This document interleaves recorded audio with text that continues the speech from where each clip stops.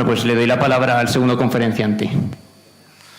Bueno, en primer lugar, muchas gracias a la Universidad de La Rioja por habernos invitado, por haberme invitado a mí y yo creo que también al embajador. También gracias, sobre todo después de que el año pasado, por circunstancias X, que creo que todos ustedes conocen, pues no pudiera realizarse dicha conferencia.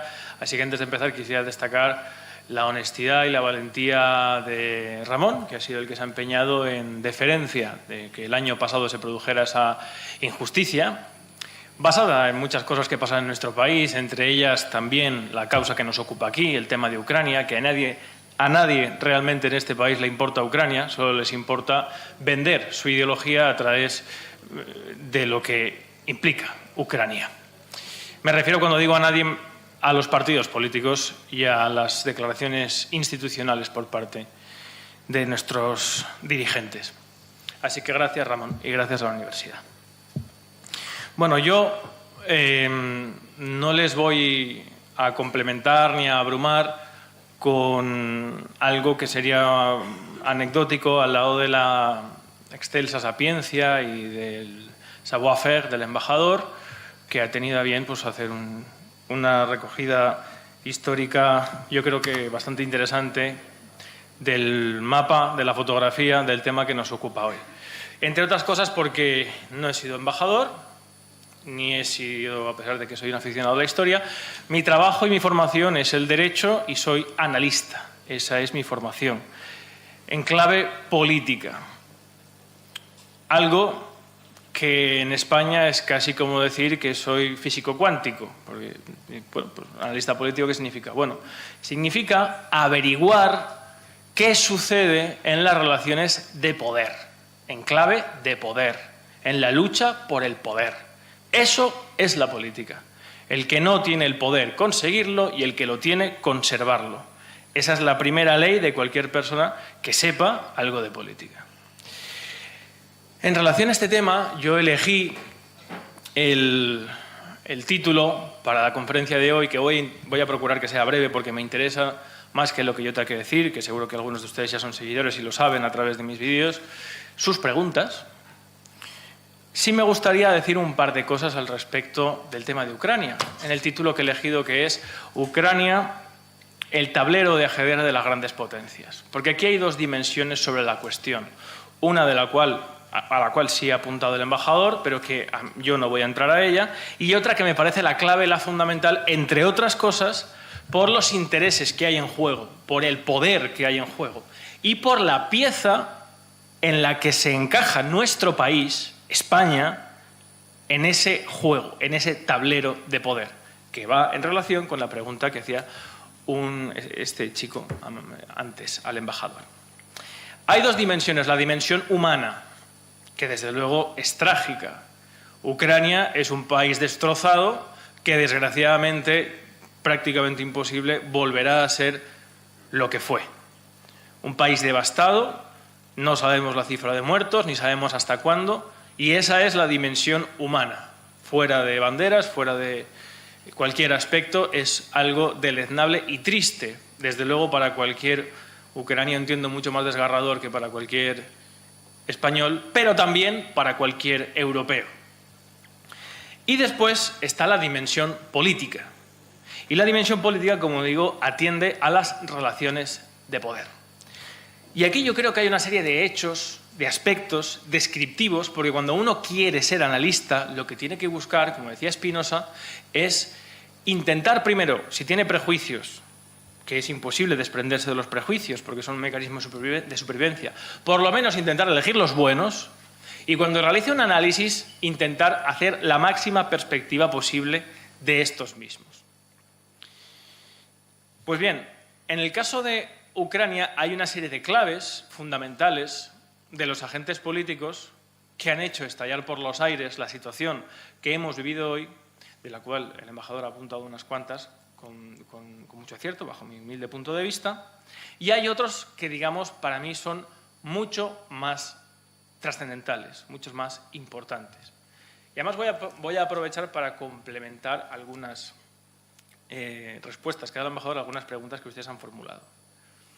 Después de la Segunda Guerra Mundial, 1945, entiendo que todos ustedes saben que Europa queda dividida en un bloque, que es la Unión de Repúblicas Socialistas Soviéticas, y una serie de países que aquí decimos que, bueno, que fueron liberados, ¿no?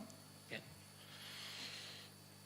No hay ningún antecedente en la historia, jamás, que no sea por la descomposición o caída de un imperio en el cual alguien ha conquistado un territorio y no ha implementado e impuesto su hegemonía política, su poder, sus intereses en ese territorio. ¿Quién conquistó Europa continental en 1945? Estados Unidos, ¿verdad? ¿Ha habido algún acto de ruptura, algún tipo de acción política que haya cambiado esa situación? No. ¿Estados Unidos se ha descompuesto o ha perdido su hegemonía política o económica en el mundo? No. Ahí tiene su respuesta a por qué Europa está como está. Y hay una serie de hechos objetivos que refuerzan. Hoy en día decir esto es poco menos que te llamen el hijo perdido de Putin, pero esta es la realidad de los hechos que han sucedido en Europa desde 1945 hasta hoy. Y para mí los fundamentales fraguan en lo que hoy estamos viendo como una unión forzosa, una unión condicionada, que no es una unión política, es una unión económica. Siempre, para abordarlas, mi maestro, que fue Antonio García Trevijano, me enseñó que para encontrar siempre el origen del problema tienes que buscar en su raíz, de dónde viene. Bien, en 1945, como he dicho, Estados Unidos conquista Europa continental y viene con el Plan Marshall, reconstruye Europa. ¿Y qué es lo primero que hace? ¿Qué es lo primero que se encuentra? Se encuentra primero una Europa devastada, un gasto y una deuda abrumadora para poder ganar la guerra. La gente tenía que empeñar sus alianzas, incluso en Estados Unidos, para poder reunir dinero suficiente, los famosos bonos de guerra de Roosevelt, para poder pagar la guerra. Una arquitectura militar gigantesca. Y encima tenían que pagar ellos la reconstrucción de Europa. Pues muy sencillo. Hasta 1950, no se produce una famosa conferencia que fue precedida en una universidad de un discurso de Churchill que básicamente lo que hacía era apuntar lo mismo que después dijo Robert Schuman en la famosa declaración de Schuman. ¿Y en qué se centraba esa declaración? Se centraba fundamentalmente en una unión, una unidad de los países europeos de aceptar un sometimiento a una única autoridad para el manejo de la producción del carbón y el acero. En Europa había dos regiones, la región del Ruhr y del Sarre, que explotaban las dos principales fuentes económicas de la época, el carbón y el acero, y cuando Estados Unidos llega aquí, hasta el 1950-51, desde 1945 a 1950, durante 5 años, ¿quiénes creen ustedes que explotaban directamente esas regiones? El ejército de los Estados Unidos, hasta que llega el único militar más o menos que había salvado un poco de dignidad en Europa, que fue el general Charles de Gaulle, y les dijo, oiga, esto no puede ser, vamos a ver, esto es territorio francés y territorio alemán, ¿están ustedes aquí? Bueno, pues entonces fue cuando se propuso, aunque como digo, Churchill fue el que explicó antes estos, la declaración de Robert Schuman, que se centraba en una unión económica y en el sometimiento a una autoridad económica para la explotación del carbón y el acero. Esa es la raíz que nos ha llevado a la Unión Europea. No fue una unión política, fue una unión económica. Esa raíz, ese germen fundamental, es del que hoy se explica por qué cuando el señor Jerome Powell sale diciendo que hay que subir tipos de interés, al día siguiente sale Christine Lagarde diciendo lo mismo. ¿Por qué aquí, como todo el mundo sabe, y explicó el premio Pulitzer, el señor Seymour Hersh, se vuela una infraestructura de gas millonaria, un acto de guerra, y aquí nadie dice nada? Era tan escandaloso que no habían ni siquiera podido ser los rusos que tuvieron que inventarse que habían sido un grupo de ucranianos que alquilaron una barca, compraron unos explosivos, no se sabía dónde, que no tiene ningún ejército europeo. Y ellos cogieron una operación de inteligencia de la que no se enteró nadie, ni la CIA ni nadie, y volaron el Nord Stream.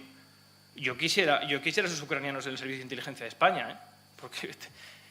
¿Por qué Europa, que esa es la clave y el eje fundamental de lo que yo quiero exponer hoy aquí, se encuentra en esta situación? Porque no ha habido dignidad, porque no ha habido interés de recuperar una Europa propia, unida, que pelee, que luche por su propio destino político, en clave de poder. Se aceptó un sometimiento por parte de quien nos liberó del nazismo, pero que en primer término, no porque sean buenos o malos, sino porque, como he dicho a lo largo de la historia, buscan su interés. Y el interés, cuando uno vence e impone su hegemonía en un sitio, es en primer término buscar satisfacer sus necesidades, sus intereses. Pero es lo lógico y lo natural, desde el Imperio Romano, Alejandro Magno, en todos los imperios. Y hoy es exactamente lo que ha fraguado la corrupta Unión Europea. Ese es el aspecto fundamental por el cual, cuando se empieza a romper esa disruptiva, que es cuando la señora Merkel empieza a fraguar unos acuerdos comerciales con Rusia, después de que en el año 2022 el tratado hubiera expirado, entonces se empieza a proyectar el Nord Stream 1, que tenía que entrar en funcionamiento en el año 2014. ¿Qué pasa en el año 2014? El Maidán.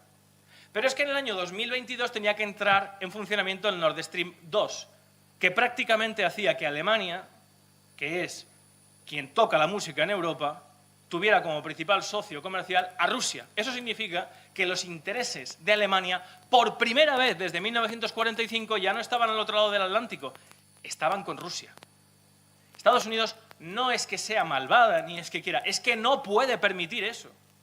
Económicamente, de acuerdo con sus intereses, si no quiere perder el papel que quiere seguir desempeñando en el año 2021, frente a China, frente a Rusia, frente a India, frente a los BRICS, no puede permitir eso. Y a lo largo de la historia, reconocido incluso, no solamente por los servicios de inteligencia norteamericanos, sino por cualquier persona que haya tenido plato en la mesa, se interviene en las situaciones clave atendiendo a aspectos políticos o bien religiosos, algo de eso parece que está pasando en Israel, o bien nacionales, el nacionalismo. El nacionalismo, que evidentemente, sí, podemos hablar de las atrocidades que hicieron los nazis ucranianos en Ucrania durante la Segunda Guerra Mundial, pero también podríamos hablar del Holodomor. Antes de ello, con Stalin, 7 millones de muertos, de hambre. Pero a mí no me interesa eso, porque eso es para vender buenos y malos, para que ustedes compren quién es el bueno, quién es el malo. Y si a ustedes compran quién es el bueno y quién es el malo, quien le está vendiendo quién es el bueno y quién es el malo, lo primero que está haciendo es cobrar sus intereses a través de eso. Como estamos viendo, por ejemplo, en la Franja de Gaza, como estamos viendo con el tema de Hamás. Pero se ha publicado, lo sabe todo el mundo, que Hamás fue financiado por Qatar y los primeros que pedían esa financiación fueron Netanyahu y el director del Mossad, que se ha publicado en los propios periódicos israelíes, no estoy diciendo en el Sputnik. Pero esto ahora no se dice, igual que sí que se decía en el año 2014, 15, 16, 17, 18, 19, lo que pasaba en Ucrania después del Maidán, pero en el año 2022 ya no. Incluso se han borrado publicaciones, por ejemplo, de ABC, cuando se encontró en el año 2018 violaciones de niños por parte de los grupos paramilitares que en la zona ucraniana me refiero del gobierno de Zelensky, para mí todo es Ucrania, estaban gobernados por grupos paramilitares, donde no llega la policía ni el ejército del gobierno. Personas que forman ahí una auténtica mafia y que someten a la población. Bueno, pues ese es para mí el mapa político que explica la situación en la que nos encontramos. Desde que Estados Unidos imperium en Europa, hasta hoy no ha habido ni una sola coma que haya roto esa hegemonía. Y cualquier atisbo en el cual eso haya podido cambiar de manera pacífica o diplomática se ha dinamitado, nunca mejor dicho. Pues esa es la situación en la que nos encontramos.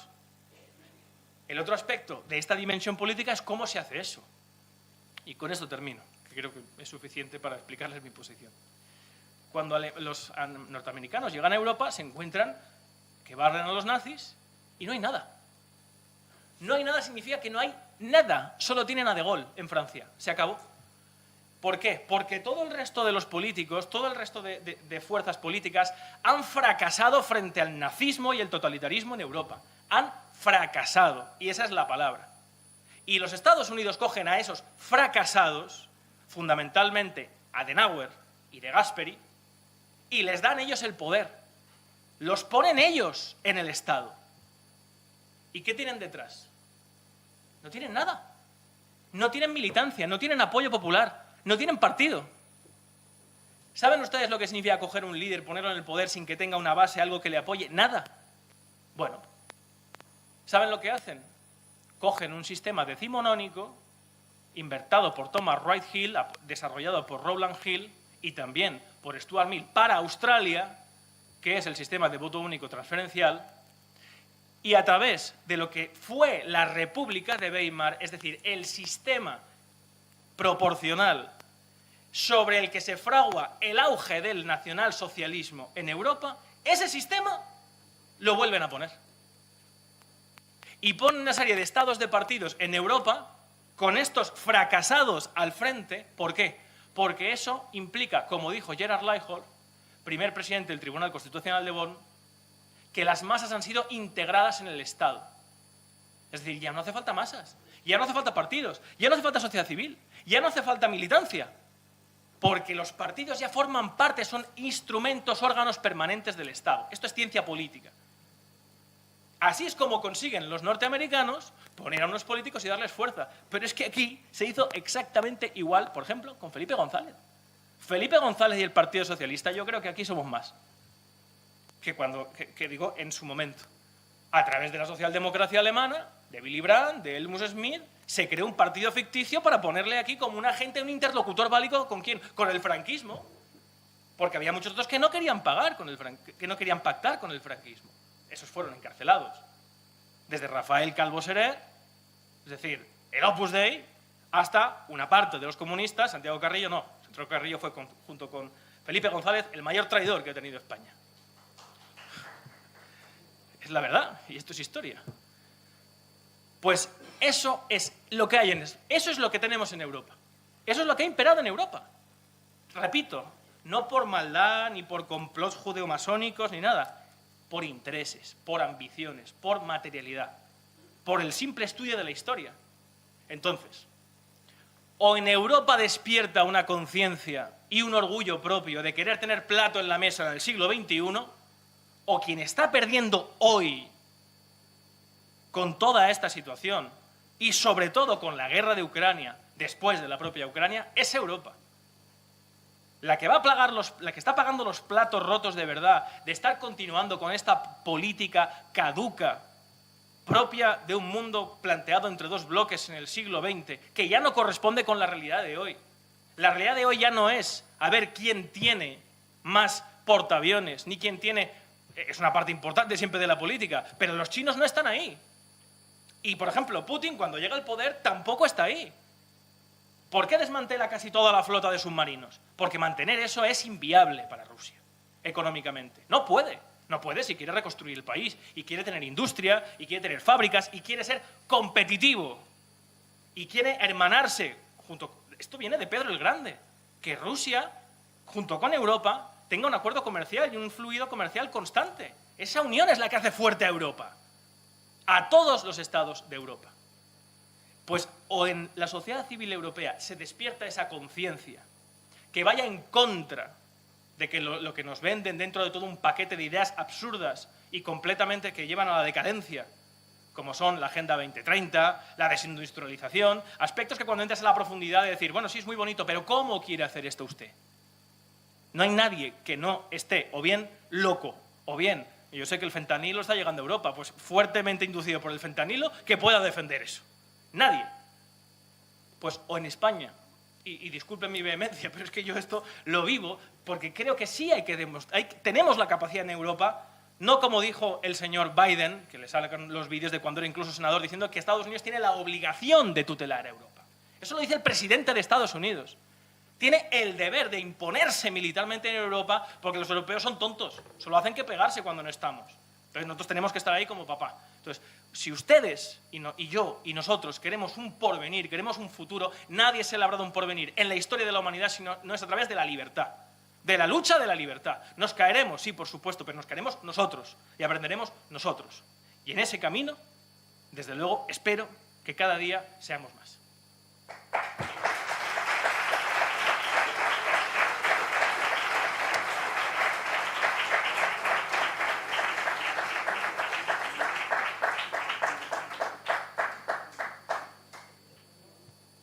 Bueno, pues vamos a empezar el segundo turno de preguntas.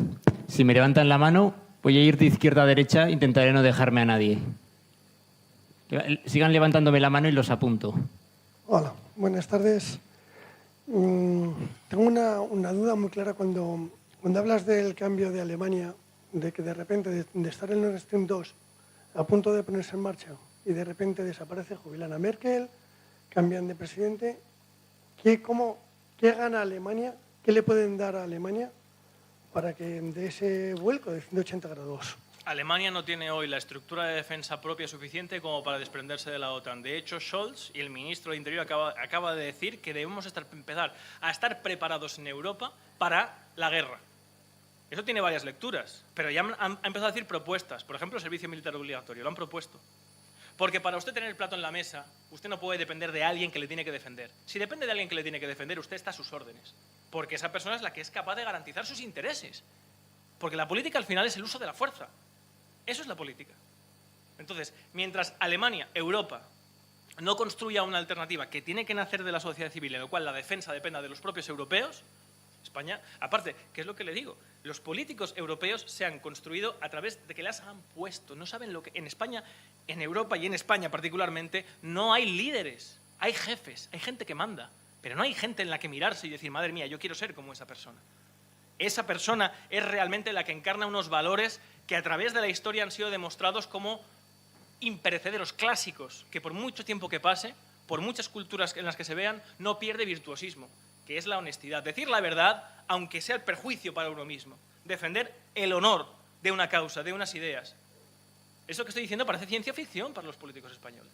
¿Por qué? Porque es una clase política que ha sido puesta a través de sistemas tramposos, como el 68.3 de la Constitución, el sistema proporcional. Si es una trampa eso. Es la anulación del sentido del voto. Pues mientras eso no cambie, y para que cambie solamente hay un sujeto político o varios sujetos políticos en Europa que lo puedan propugnar, no existirá esa alternativa. Bien. Samuel, a Diego.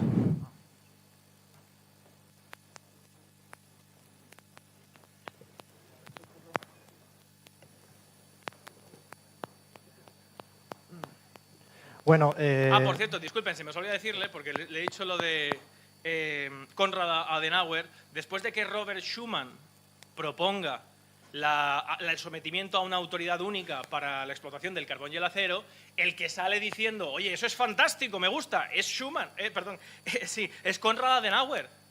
O sea, Konrad Adenauer, claro, yo pongo a este tío que proponga esto en favor de mis intereses y así es como se crea la Unión Europea. Se me había olvidado decirlo, porque ya que ha salido Adenauer, quería... Perdón. Vale, perdón. Bueno, Rubén, bastante de acuerdo con lo que has dicho. Para ser rápido, primera cosa, de Gasperi, una cosa que compartimos con los italianos es que Estados Unidos siempre nos ha intentado putear.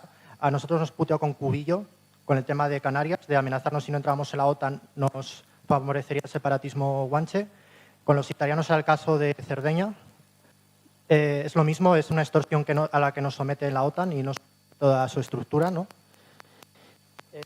En cuanto a Rusia, hay una serie de cosas que ahora sí voy a hablar del embajador, que antes no he dicho, que es que Rusia, lejos de destacar por haber sido la campeona del comunismo, ha sido la campeona de la reacción. Rusia ha sido la defensora del zarismo, la defensora de las causas legitimistas, ha sido en todo caso una exportadora de ese concepto nacional. Y decir que muchas veces se oye como, ¿no? Pero disculpe, la pregunta... porque Sí,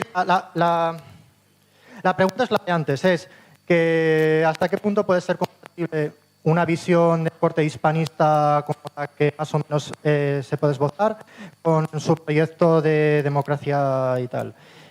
Y decir simplemente, ya por terminar, que hay varios mitos de lo que se ha dicho, que es eso de que los ucranianos son nazis y los rusos antifascistas. Eso es mentira.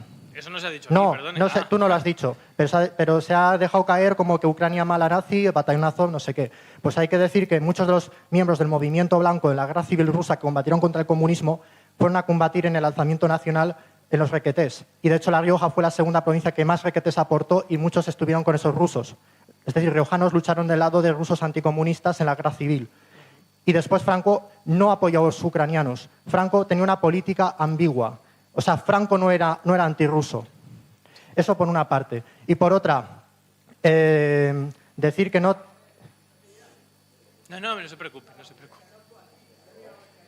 No pasa nada, no pasa nada. Termine, diga, termine. No se preocupe, diga, termine. No pasa nada. Tranquilos, no pasa nada. Termine, no se preocupe, Sí, le escucho. terminando, decir que hubo patriotas de distinto signo, tanto se ha citado neoconservadores, se ha citado a neofascistas. La cuestión es que ninguno de estos personajes históricos, ya sea sus relaciones con Rusia o con no, fueron antipatriotas.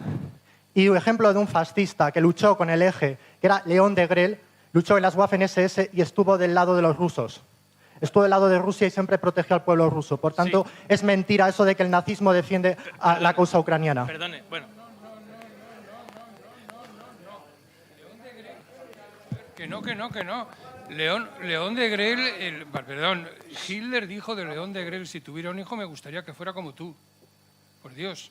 Era la mano de, vamos, por Dios, era ¿cómo se dice esto? Bueno, el niño querido de Hitler, por favor, que eso de que Degrelle era prorruso, pero qué va, pero ¿quién le ha enseñado a usted eso? ¿Dónde lo he leído?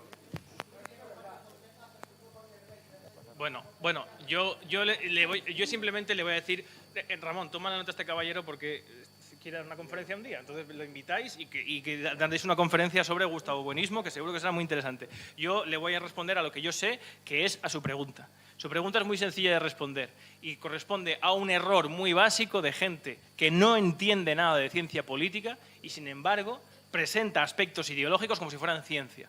Una cosa es el sujeto político y otra cosa es el Estado. El sujeto político no tiene nada que ver con el Estado, entre otras cosas porque antes de que existiera Estado ya había sujetos políticos y porque son los propios sujetos políticos de los que nacen los Estados, aunque hay Estados que se crean a través de sujetos políticos. Por ejemplo, pero la gente dirá, vaya trabalenguas, pues hay países, como decía Marx, que son anteriores a la creación del Estado, naciones-Estado, y hay Estados que a través de su constitución se constituyen como nación, como Estados Unidos o la Alemania Federal, etcétera, etcétera. En Europa pasa igual. Europa no es un sujeto político. Perdón, Europa es un sujeto político. Europa no es un Estado. Europa no es una organización política en el sentido de tener personalidad jurídica propia. La Unión Europea sí, pero es que la Unión Europea no es Europa. Porque si Reino Unido no es Europa, pues entonces yo cojo y me voy. Pero del mismo modo que si Rusia no es Europa, pues también cojo y me voy, porque entonces no estoy debatiendo con una persona que sepa de historia, sino que es una persona que defiende una ideología, me parece muy bien, pero a mí eso no me interesa. Entonces, una cosa es la historia, el sujeto político, que está configurado de manera ontológica, sustantiva y sustancial. No lo puede hacer de manera autónoma, no se puede decidir. Quien decía... No, yo le estoy respondiendo a su pregunta. Lo digo porque hoy, cuando oigan a los políticos hablar, es que esa confusión impera hoy. Impera hoy porque los políticos hablan de Europa y están hablando de la Unión Europea. Y la gente no entiende esa diferencia porque nadie la explica. Igual que, desgraciadamente, hay muchos palurdos en Europa que para luchar contra el secesionismo presentan la Constitución, que es la que ha generado el secesionismo. Pues ya hay que ser retrasado mental. Y perdone que lo diga así.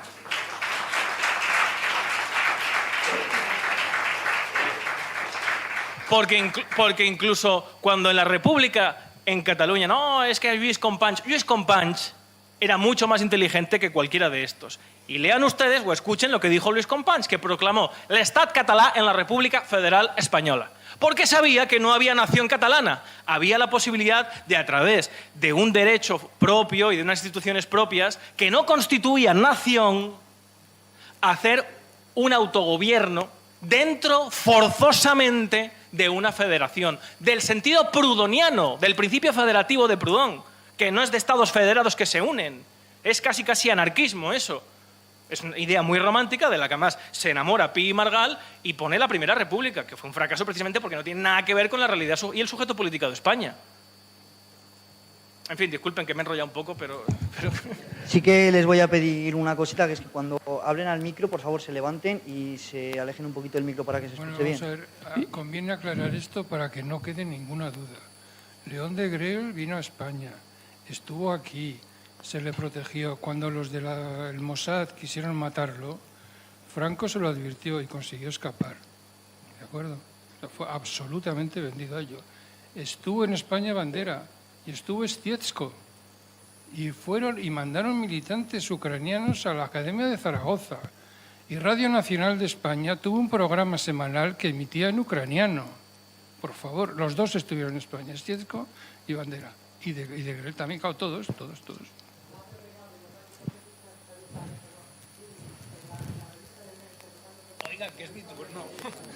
Bueno, vamos a seguir con las preguntas porque si no nos da tiempo a acabar y no es un debate. Samuel, el hombre que levanta la mano. Sí.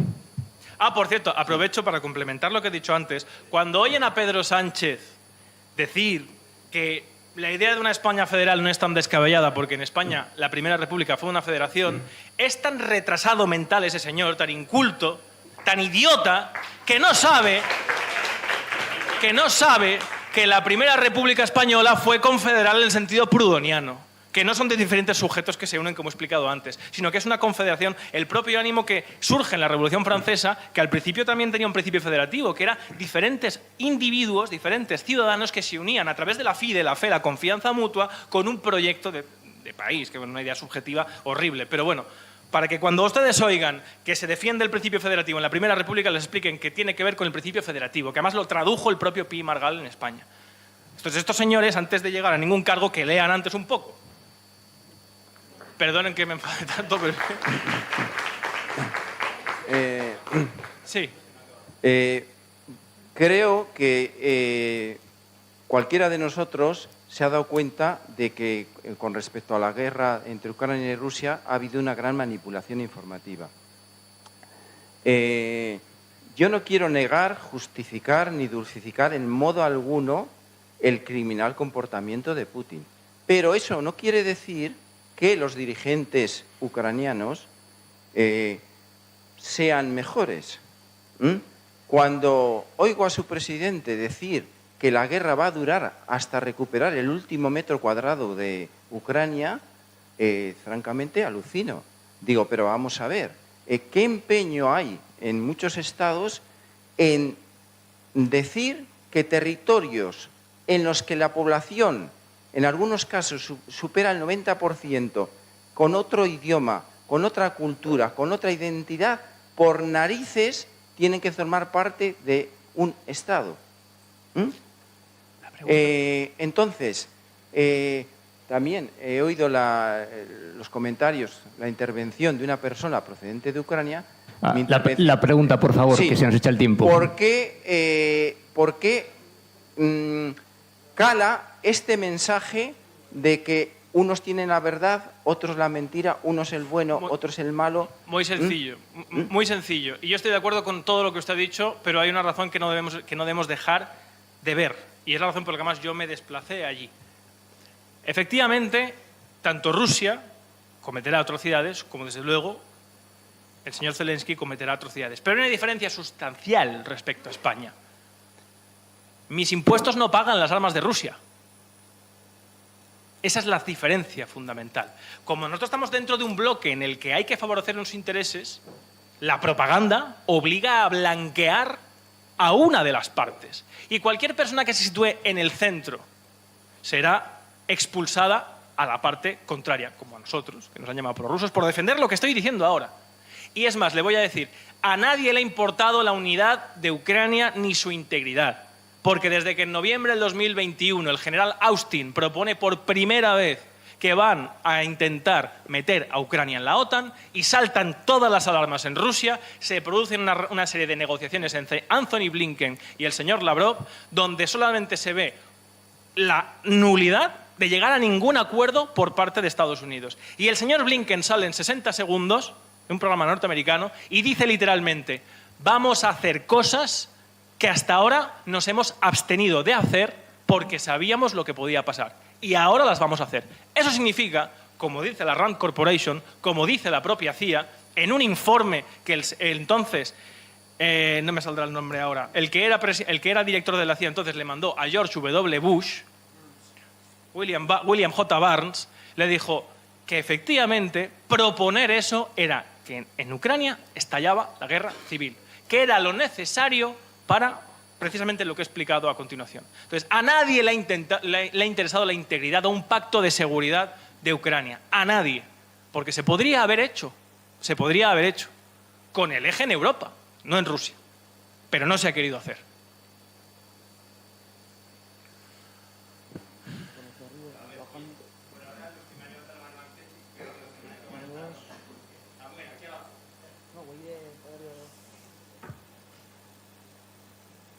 Eso sí, yo les pediría, para que haya más preguntas, porque a mí me gusta responder preguntas, que sean lo más breve, que vayan a la pregunta.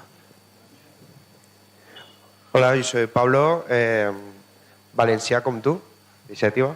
Y la pregunta es respecto al viaje que hiciste a Ucrania, cuando volviste, no solo por amenazas a tu familia, sino encima llegas, te encuentras con... te cancelaron la conferencia de Málaga, ¿no? Aquí no, también... la reventaron, no la cancelaron. Ah, la reventaron, sí, es verdad, me acuerdo. Aquí y amenazas a tu familia, medios inventándose que estabas en Teruel y encima denuncias, creo, ¿no?, desde Valencia por delitos de odio. Sí, sí. ¿Te sentiste traicionado por los tuyos o cómo lo sobrellevaste? No. Antes de irme sabía perfectamente lo que iba a suceder. De hecho, no sabía ni siquiera si iba a regresar, aunque parezca que lo estoy diciendo por tanto. No, esa es la verdad. De hecho, hice un testamento antes de marcharme. Que no he hecho testamento nunca, pero lo tuve que hacer. Pero es precisamente, yo creo que con el tiempo, como expliqué la última vez que abordé este tema en un canal de televisión, en un programa de televisión, y yo fui con documentos. Yo fui con documentos que enseñé y que mostré, y siempre intento dar las fuentes. Y las otras partes fueron con discursos morales. No, estos son los buenos y se acabó. El tiempo no se basa ni se fundamenta en discursos morales, sino en hechos y en actos. Y yo tengo la tranquilidad de saber de que, primero, he hecho lo correcto, que es lo que me sostiene en cada momento de mi vida, de acuerdo con lo que yo pienso, que eso es luchar contra la corrupción. La corrupción piensan que es robar dinero, no. La corrupción empieza en el momento en el que uno actúa de manera diferente a como piensa. Si uno piensa y actúa como piensa, esa persona, aunque esté totalmente equivocada o esté en el extremo opuesto de mi acción, tendrá siempre mi aplauso y mi respeto. Porque ese es el camino difícil. Eso es lo complicado. Lo fácil es venderse, cambiar de opinión. No, yo cambié de opinión. Eso es lo fácil. Esa persona no es digna de ninguna confianza. Pero fuera de aquí, fuera del país, al mar, ya se lo encontrarán en otro país, aunque nos declaren la guerra, aunque se piensen que es un ataque hacia ellos. Entonces, yo le digo que tuve la convicción de lo que estaba haciendo en todo momento. Toda decisión que yo tomo la tomo siempre de manera muy meditada y creo que en este caso concreto el tiempo, como está pasando, dará la razón. Y le voy a poner un ejemplo concreto, el tema de Bucha. Cuando salieron los crímenes de Bucha, yo hice un vídeo explicando esto es terrible, primero que dije, es brutal, pero lo primero que no podemos hacer es creernos a una de las partes. Qué casualidad que el otro día, cuando saltó por los aires un hospital en Gaza, la gente sí lo entendió. No podemos creernos lo que nos diga jamás, porque es el primer interesado en qué tal no sé cuántos. Eso fue lo que yo dije. No dije ni que eran muñecos, ni que los habían matado los ucranianos. No, eso fue lo que yo dije. Pues bien, cuando fueron los forenses de Reino Unido y hicieron allí las autopsias, se encontraron que los que decían aquí en la tele que habían sido matados con un tiro en la nuca a pie de fosa, habían muerto por un arma de dispersión en bombardeos que se llaman flechetes. Mientras las zonas estaban ocupadas la zona por los rusos. Es decir, eran ciudadanos que en los bombardeos habían muerto y los habían enterrado ahí en una fosa. ¿Se ha enterado usted de eso? No. Sí que ha salido en la ONU, pero ningún medio de comunicación ha tenido la honradez de reconocer ese error. Bueno, yo la pregunta es muy sencilla. Bueno, me llamo Manuel. Yo no, lo que estáis hablando aquí son unos conocimientos terribles, pero la pregunta es la siguiente. Antes has comentado los políticos que son todos muy malos y yo opino igual, ¿eh? No, malos pero, no. Bueno, yo sí que opino que son malos. No actúan por maldad, actúan porque ven 50 euros y lo cogen y ya está. Claro, pero es que ahí voy, ahí es donde voy. Tenemos que buscar la solución y básicamente lo que sí que creo es que en su inicio de, como tú ahora mismo, que eres joven, yo ya soy mayor, y tienes unos ideales tremendos. ¿Qué ocurrirá cuando tengas, yo qué sé, a lo mejor alcance al poder y tengas más edad, etcétera? ¿Cambiarás de opinión? Porque esos políticos en su día, lo mismo Felipe González, que yo también considero que hoy en día nos ha traicionado a todos, prácticamente opino lo mismo, pero este hombre cuando era joven y tal, tenía unos ideales que creo que eran válidos y sin embargo con los años han cambiado. Yo voy ahí. ¿Qué solución? Entiendo su pregunta y le voy a decir yo quién era Felipe González. Felipe González, cuando estaba la oposición a Franco y estaba la gente encarcelada, los que de verdad defendían la ruptura con el franquismo,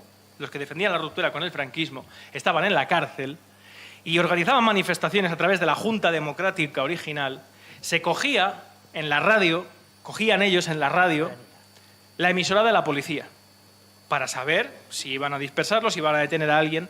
Y la policía siempre tenía en nombre, en clave, a un Isidoro. Un Isidoro que era intocable, que no se le podía detener. Porque había que favorecer que ese tío fuera a las manifestaciones, se pusiera la bandera de la reivindicación y luego pactara con el franquismo. Isidoro es Felipe González. Eso está publicado. Entonces, ese es el pasado de Felipe González. Yo lo que le puedo decir por mi parte es que, mire, aparte de que he tenido unos referentes que para mí, yo me avergonzaría el día que me mirara al espejo y viera tras mí el reflejo de ellos condenando lo que yo hubiera hecho, en política yo no voy a entrar. No tengo interés en entrar, pero no por nada, sino porque yo considero que no se pueden cambiar las cosas desde dentro. Considero eso. Pero fuera de cualquier aspecto de mi vida, sí que hay una cosa para mí que es, para mí, la máxima garantía de poder atender a los ideales que yo le estoy diciendo. No tocar ni un solo euro de dinero público. Nada. Si uno se financia exclusivamente por la gente que quiere que luche, que tú luches por ellos, y tú te sostienes gracias a esa gente, tú no vas a traicionarles. Es que en eso no se fundamentan los más heroicos o los más tal, se fundamenta el sistema parlamentario del Reino Unido, por ejemplo, o en la designación uninominal en Francia. Cuando el diputado de distrito es nombrado, sufragado por los del distrito, atiende al distrito y lleva a la Cámara Legislativa las aspiraciones del distrito.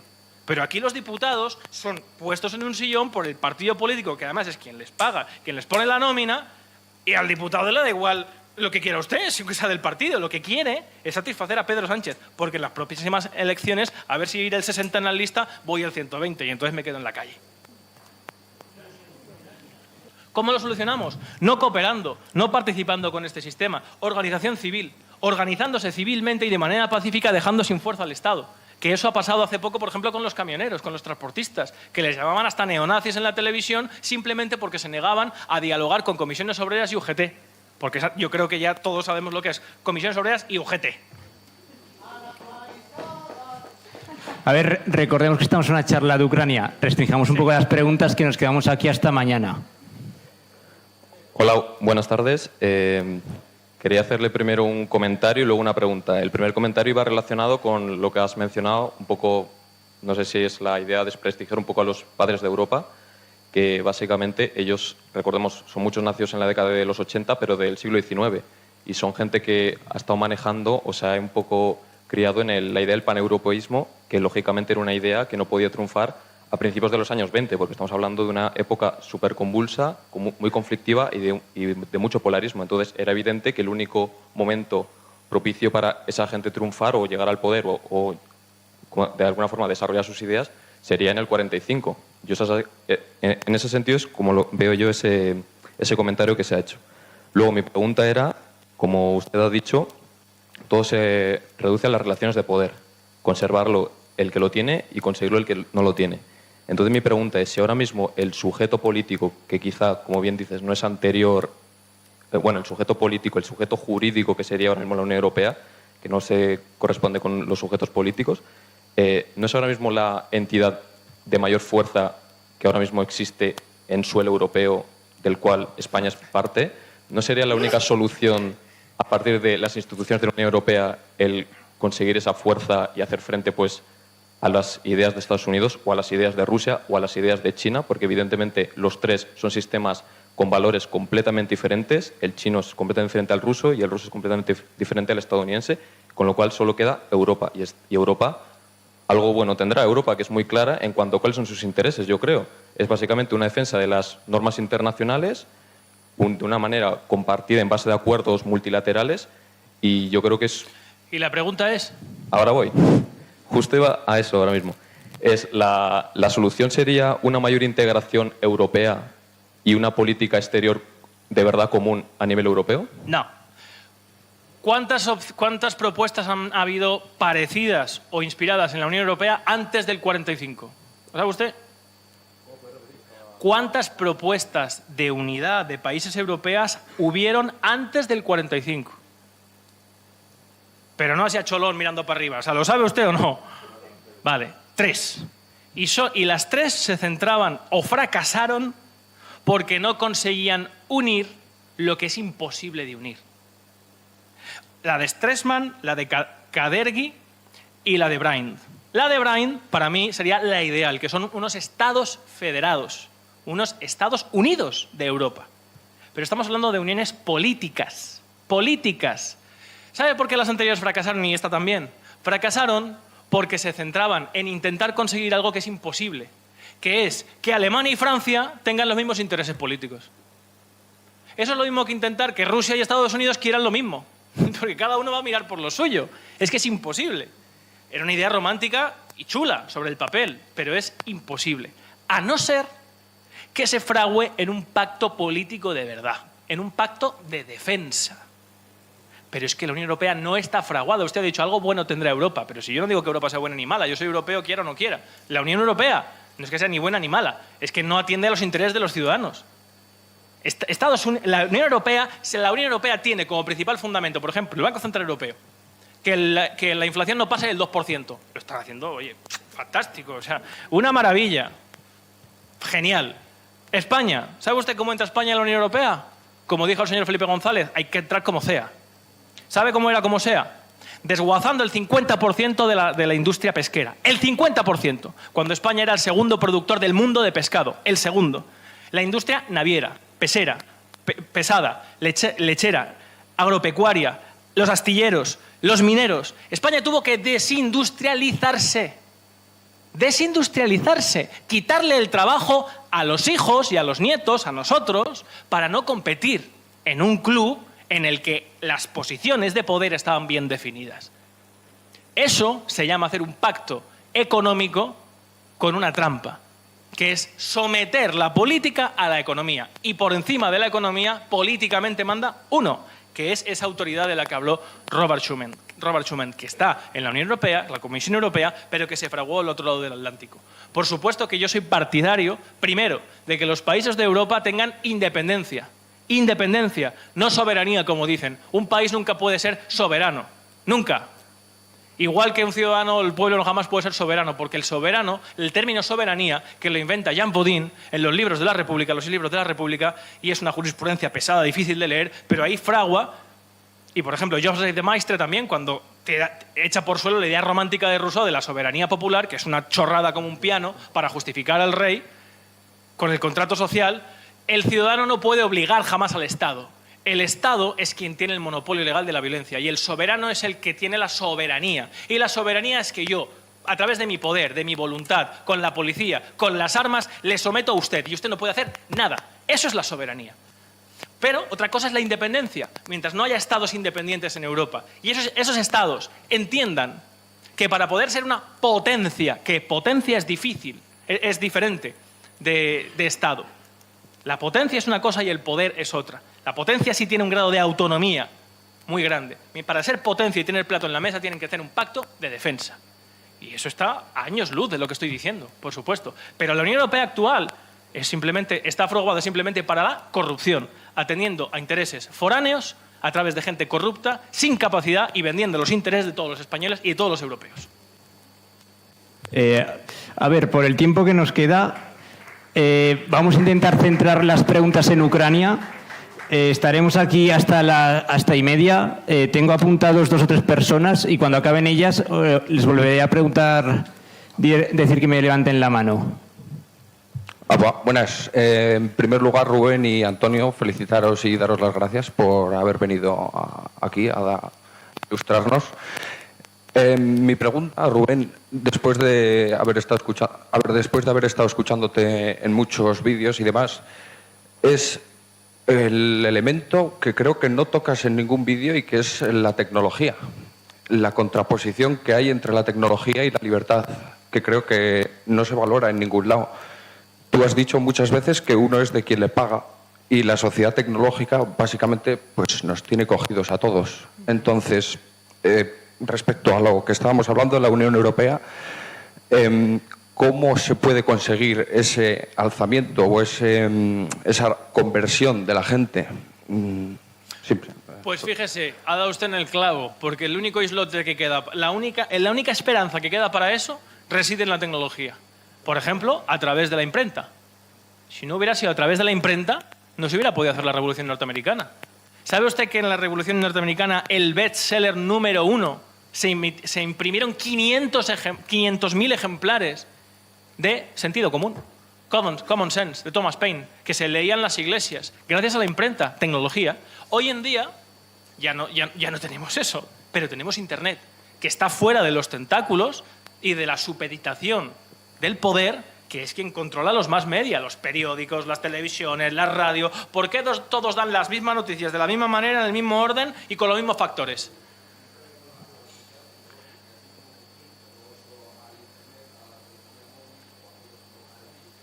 Sí. Bueno, yo no... Sí. Pero usted está hablando entonces de la asunción de una herramienta tecnológica para la acción política.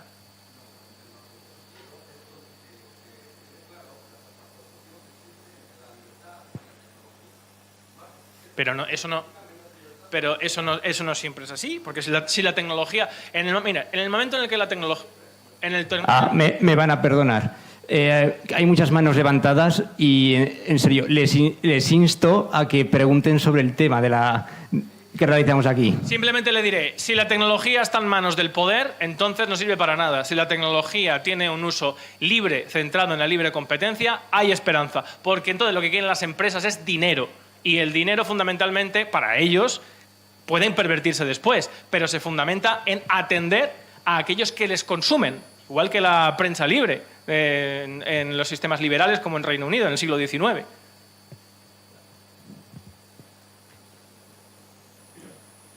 Levántenme la mano el resto. Insisto, preguntas sobre el tema, que hay muchas manos levantadas. Buenas tardes, me llamo bienvenido. Una pregunta muy sencilla. ¿Qué relación se podría establecer de la guerra Ucrania, la OTAN contra Rusia y la Agenda 2030 y la élite globalista?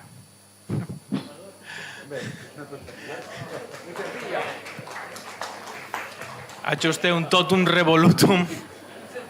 Mire, yo primero le voy a decir, la Agenda 2030 es una filfa. Es un pretexto para que una serie de países acepten libremente su sometimiento, vendiendo a sus ciudadanos un discurso de que van a salvar el planeta. Ya está. No es otra cosa la Agenda 2030. Luego, el globalismo es una neoideología que defienden algunos grupos de poder fundamentalmente porque se fundamenta en suprimir las barreras entre Estados. Es decir, las barreras entre Estados, si un Estado en principio va a defender siempre sus intereses. Si el Estado tiene libertad, defenderá forzosamente los intereses de sus ciudadanos, si no, simplemente el de sus intereses.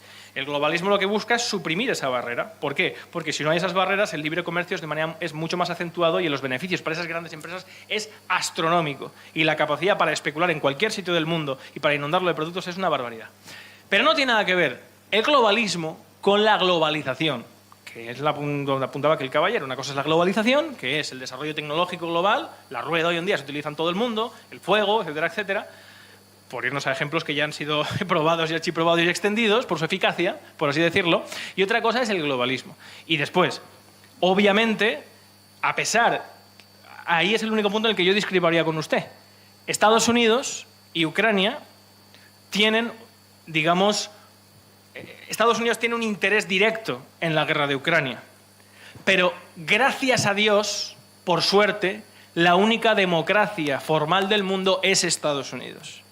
Y en la regla que ha dicho antes el embajador, que es que la política prevalece ante la economía, en Estados Unidos las reglas de juego que se instituyeron en 1776, ya con la Confederal, en Estados Unidos, pueden hacer que esos intereses fluctúen. Aquí no. Por ejemplo, con la era del señor Trump, donde yo celebré su victoria. ¿Por qué? Porque a pesar de que el señor Trump podía tener muchas cosas horribles, es una persona que quiere volver a la doctrina Monroe de América para los americanos, no en el militarismo y en los neocones y en que hay que dominar el mundo mediante las armas, sino que hay que dominarlo siendo competitivo. Es decir, tú quieres ganar a China, compite contra China y sé mejor. Esa es la doctrina, digamos, que defendería Trump. Biden no. Biden quiere volver a la Guerra Fría, crear una segunda Guerra Fría, en este caso, frente a China. Suerte, y espero que a pesar de todo el señor Trump vuelva a ganar el año que viene, porque pasarán cosas en Ucrania.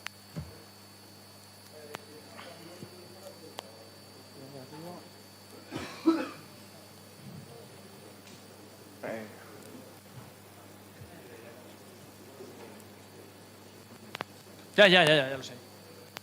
Hola de nuevo. Quiero... ¿Cómo te llamas, perdona? Perdona, Sergio. Sergio, Sí. saca esa voz de riojano, hombre, que no te oigo. Estoy medio sordo. Bueno, que me gustaría saber cómo considera usted y cómo es posible que la sociedad europea tenga consciencia de ella misma siendo... ¿Tenga qué, perdón? Consciencia de ella misma si la población europea no quiere aumentar el gasto público en defensa, no quiere tener... no quiere soportar las consecuencias de obligar a otros países de aceptar sus normas. ¿Cómo es posible aceptar tener esa independencia sin poder tener eso? Lo ha dicho usted, no sé si queriéndolo o sin querer, recuperar la conciencia. Por ejemplo, la conciencia en el caso de España.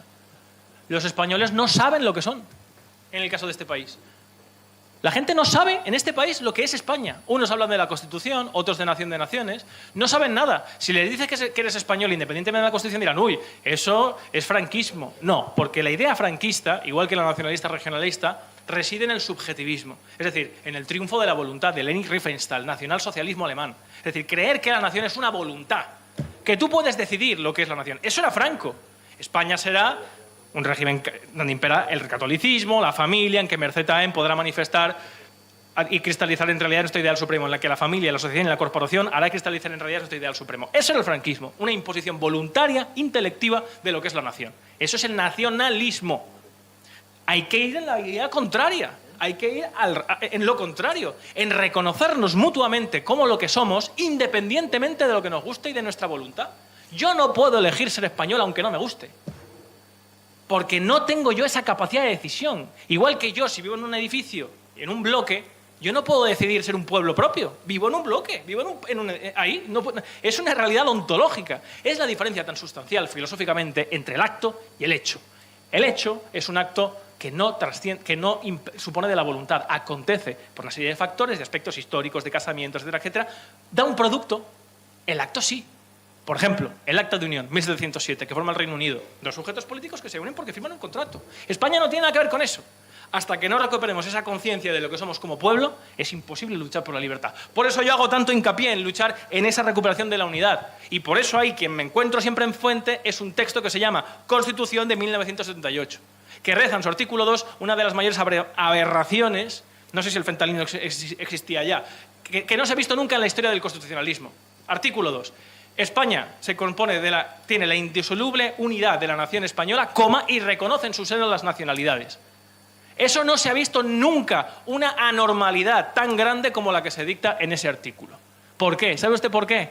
Porque cuando se estaba redactando la Constitución en secreto, que le publicó Pedro Altares, director de Cuadernos para el Diálogo, entonces esas personas que estaban en secreto, haciendo una Constitución en secreto, que hay que decirlo siempre, llamó Abril Martorell a Alfonso Guerra y le dijo, está saliendo una Constitución muy reaccionaria y los regionalistas no van a aceptar esto. Julen Guimón, todo el regionalismo. Valentín Paz Andrade. Sí, pero yo estoy respondiendo a su pregunta. Vale, bueno, simplemente le digo. Bueno, pues nada, recuperar la conciencia nacional. Perdón, es No se preocupe. Es la primera vez que me corta un asistente a la conferencia. Está bien. Ese es el poder del pueblo. No, que sí, pero no que me estoy riendo. Ya. Hola. Hola. Hola. Hola, buenas. Mi pregunta va sobre el conflicto de Ucrania, más bien porque los medios de comunicación centraron en un momento el origen, siempre se hace mal, los orígenes de los conflictos no son tan actuales, se centraron mucho en la península de Crimea, en lo que pasó con la anexión de la península de Crimea. Y llevando un poco por ahí como la pregunta, la península de Crimea, bueno, ha sido un terreno de guerras desde siempre, y no solo por rusos y ucranianos, sino por más gente. Dentro de Ucrania, Crimea tiene un régimen especial, no independiente, pero tampoco dependiente totalmente de Ucrania. En caso de que una de las soluciones que yo he leído al conflicto ha sido que Crimea pueda constituirse como un país aparte de Ucrania y de Rusia. En caso de que eso hubiera sucedido, que Crimea se independice, ¿hubiera cambiado el tablero esa tríada entre Ucrania, Rusia y Crimea? ¿Hubiera No. Rusia Mi sus análisis, intereses? no sé si el embajador lo compartirá, es que no, la guerra se hubiera desatado exactamente igual, porque entre otras cosas la cronología es importante. Y por ejemplo, cuando se hace la guerra civil y hay una parte de Ucrania que no acepta lo que ha pasado en el Maidán, el propio gobierno de Rusia le dice a la región de Lugansk y a la región del Donetsk que no va a aceptar en ningún momento que se imponga un resultado a través de un referéndum. Es decir, lo que os dicen ahora que Rusia quiere hacerse grande, que no sé, Rusia es el que más territorio quiere, pero bueno, si lo que quería era expandirse hacia Ucrania, ¿por qué no lo hizo en ese momento, que lo tenía en bandeja? ¿Por qué no lo hizo? Porque a lo que le interesa a Rusia es una Ucrania unida, obviamente bajo un gobierno afín suyo, igual que Kazajstán, igual que Bielorrusia. Pero la guerra se hubiera desatado igual, porque la guerra no se fundamentó más, o sea, se hizo estallar a través de la división ideológica y nacionalista de los propios ucranianos. No sé si tú quieres añadir algo, tienes una opinión diferente a la mía. Me gustaría solo decirles que es que cuando hablen de Ucrania, tiéntense la ropa. Ahí se bautizó Vladimir.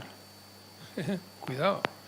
Es un lugar sagrado, tanto para unos como para otros.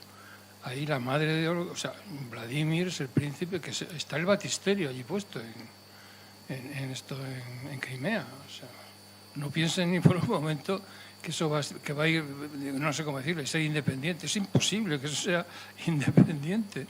Eso es superdependiente, porque ahí es donde nació el alma misma de lo que es el Rus de Kiev, aunque ahora han cambiado el relato nacional, pero el principio está ahí.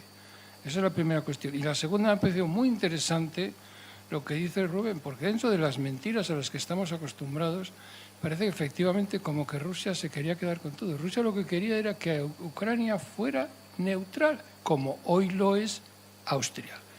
O, si ustedes prefieren, otro ejemplo muchísimo más espectacular, Stoltenberg, que va por el mundo diciendo lo que dice, no sé qué, las barbaridades que dice, es el que en su día fue el principal proponente de que Saddam Hussein tenía armas de destrucción masiva, sabiendo que era mentira. Porque yo he trabajado en la Organización Internacional de la Energía Atómica. Bien, y con esto voy a terminar. Hay como una determinación global de Occidente de contarles a ustedes cosas que es que no responden a los hechos. No responden. No fueron regiones que eran independentistas. No querían ni esa Visimosti. Querían samoupravlenie, autonomía. Es falso que se querían ir. Por Dios. Es que es verdaderamente irritante. Yo no soy tan vehemente como Rubén, pero me pone muy nervioso de la mentira sistemática, ¿no? que es la que estamos haciendo. Bueno, termino con lo de Stoltenberg. Noruega está en la OTAN, que es el país de Stoltenberg, sin armas nucleares y sin bases extranjeras, por Dios. Es que es casi increíble. Es increíble, Rubén. Yo soy más vehemente, pero no sé si viviré tanto como tú. Manos arriba, preguntas sobre Ucrania. Nos quedan 10 minutos. Sí. Hola, estoy aquí. Vamos a hacer 4 o 5 preguntas cortas, por favor, y que respondan los asistentes. Sobre Ucrania, por favor. Sí, sí.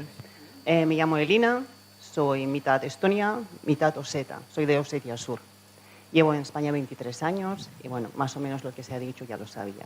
Me gustaría saber su opinión sobre cómo va a acabar en Ucrania.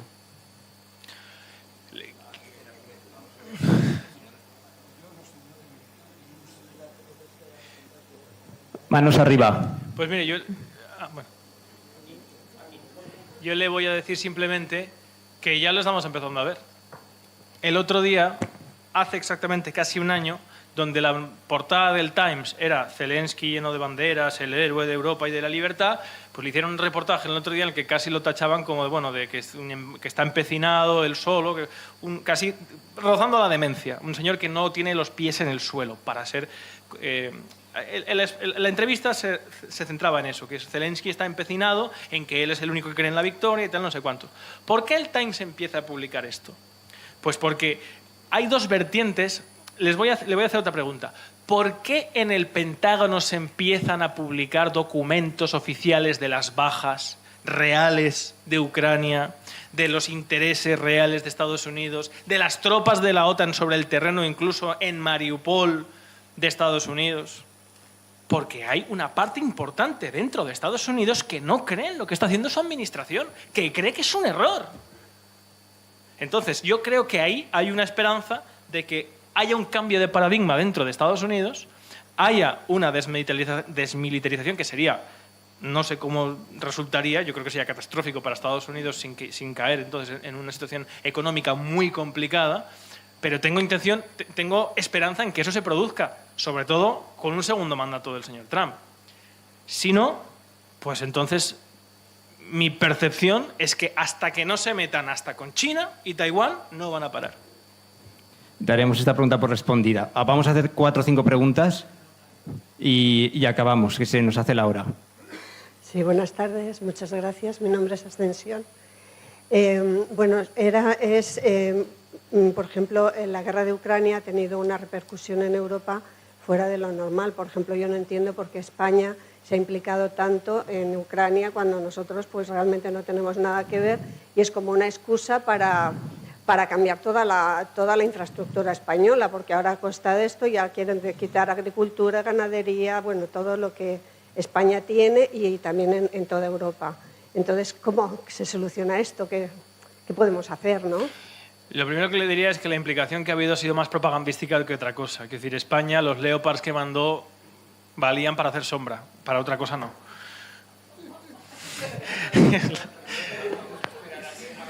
Vale. Pero no le he respondido a la señora. Un segundo. Sí, simplemente creo que hasta que no haya un cambio sustancial en España, como he explicado antes, no vamos a desprendernos de defender intereses foráneos, pero mucho peores que Ucrania es lo que ha pasado, por ejemplo, con el Sáhara, que va en la misma línea. ¿Cómo España puede aceptar que Marruecos tutele una antigua provincia española para que vayan empresas israelíes a sacar gas y petróleo?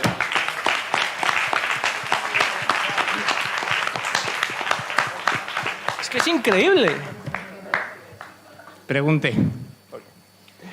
Buenas tardes, me llamo Abelino. Lo primero, muchísimas gracias por venir.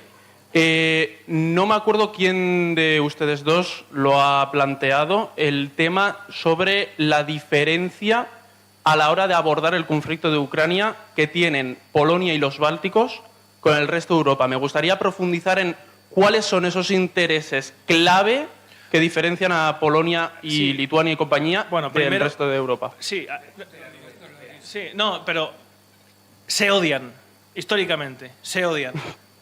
Tiene más. Sí, pero más allá de odiarse...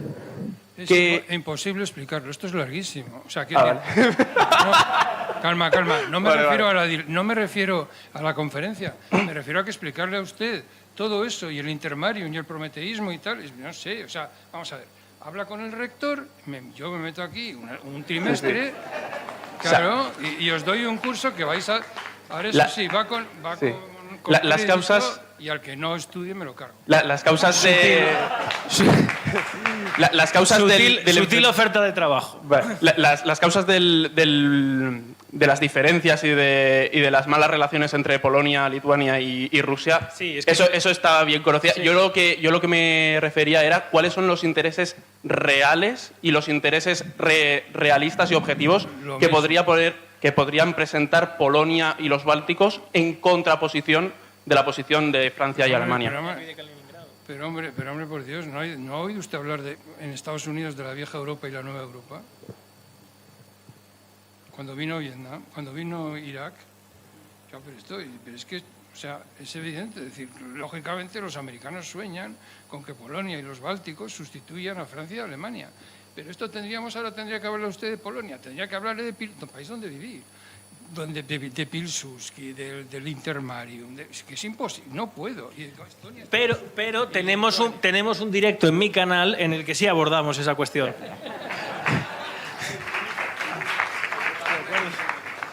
Luego al final le dejaremos un momento a Rubén para que haga propaganda del canal. Seré breve. Quería preguntarle simplemente qué opinión le merece el posible ingreso de Ucrania a la Unión Europea. Yo se lo diré que Ucrania, antes de la invasión rusa, incluso del Maidán, estaba catalogada por la Unión Europea como un régimen ni mucho menos democrático y con una serie de deficiencias de libertad. Pues que hoy en día es que no se permite ni siquiera la oposición. Están en guerra, vale, lo entiendo. Pero miren la prensa de antes de la invasión rusa. Y entonces plantéense eso. Aparte, bueno, sería interesante para la Unión Europea porque saben ustedes que una de las razones por las que invadió Rusia es que hay un acuerdo comercial entre Rusia y Ucrania en el cual la Unión Europea podría invadir Rusia de sus productos sin pagar aranceles. Esa es una de las razones por las cuales jamás puede permitir Rusia que Ucrania, en este caso, entra en la OTAN o bajo el paraguas de la Unión Europea. Dos últimas preguntas y acabamos, que quedan 5 minutos. Bueno, muchas señora. Muchas gracias a los ponentes. Yo, me llamo Juan Mari y yo solo quería saber su opinión sobre qué consecuencias puede tener pues, una situación de empate, tipo como el final de la guerra de Corea, que yo creo que puede ser reconocido o no, sobre todo para, para la parte de la OTAN.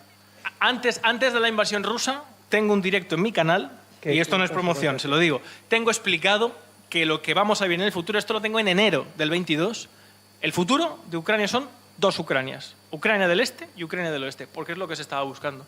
Y porque desgraciadamente no va a haber otra solución. Es lo que dijo Kissinger. Me van a disculpar, pero última pregunta que se nos echa encima la hora. Muchas gracias por asistir.